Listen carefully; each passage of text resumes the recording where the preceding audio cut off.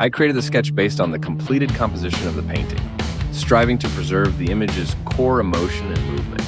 I used a B2 pencil for its soft, lively line and easy variation in pressure. First, I outlined the general shape of the head and shoulders, defining the tilt and characteristic turn of the neck. Then I defined the axis of the face and the placement of the eyes, nose, and lips without going into detail.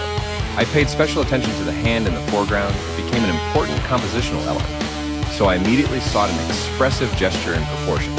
I intentionally left the lines loose, sometimes sharp, to maintain a sense of movement and inner tension. I used the eraser not only for corrections, but also as a tool lightening certain areas and softening the contours of the face and fingers. The sketch did not strive for academic precision. Its purpose was to convey the mood and character of the future painting. I approached the coloring with a clear understanding of the work's mood. It was intended to be emotional, slightly aggressive in color, for the contrast between the background and the figure. I worked with acrylic paints, using 3 brushes, a fine one for lines and details, a medium one for form, and a large one for the background. I painted the background first. This was a deliberate choice. It was important to me to immediately establish the overall emotional field of the painting.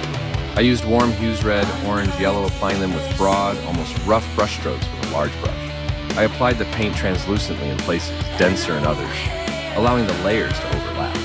The background turned out lively, uneven, pulsating and enhances the drama of the image. I painted the clothing with a medium brush, more subdued in color, so that it would not clash with the background. Here, I deliberately muted the palette. Using taupe and warm neutrals, I made the brush strokes directional, emphasizing the folds and shape of the body without overloading it with detail. The hair became a connecting element between the background and the face. I used yellow, green, and ochre shades, working in a freer manner. In places, I allowed the lines to extend beyond the boundaries of the form, creating a sense of movement and chaos. I didn't render the hair realistically, it conveys rhythm and energy. I painted the face most carefully. A balance between conventionality and expressiveness was key here. I used fine and medium brushes working in layers. First the overall skin tone, then shadows, and then accents. I made the eyes bright and cool in color to contrast with the warm background. I emphasized the lips with a rich red, enhancing the emotional message.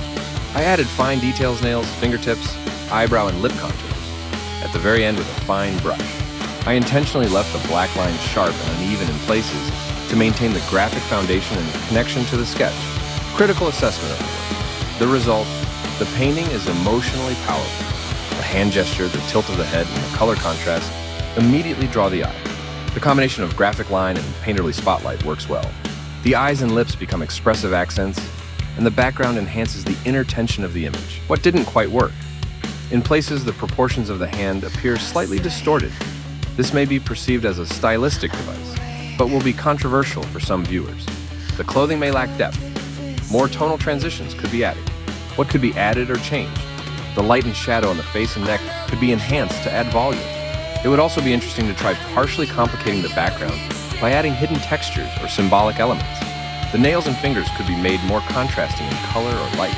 The work gravitates toward expressive contemporary art, with elements of neo-expressionism and illustrative graphics. This painting might appeal to people who value emotion, inner state, and a feminine image without gloss or academicism. It is well suited for art spaces, modern interiors, book covers, and custom projects.